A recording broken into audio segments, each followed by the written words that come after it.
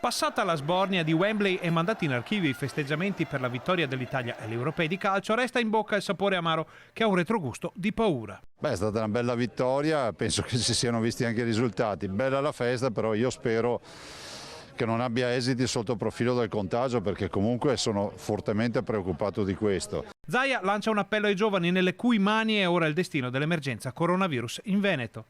Abbiamo un sacco di contagi che sono asintomatici, quindi questo è un dato positivo. Non stiamo ricoverando persone vaccinate, però è pur vero che dico ai ragazzi, dico ai giovani, che sono quelli che in questa fase, in questa quarta ondata si infettano di più, dico a loro attenzione, voi resterete sicuramente nella quasi totalità asintomatici, ma rischiate di essere dei vettori magari per i genitori che sono degli adulti piuttosto che per i nonni anziani o qualche persona che è su d'età e non può permettersi di prendere questa variante Delta perché magari non è vaccinata. Da un lato quindi il governatore lancia un appello a una maggiore attenzione. Dall'altro l'appello alla vaccinazione, perché comunque la vaccinazione sta funzionando.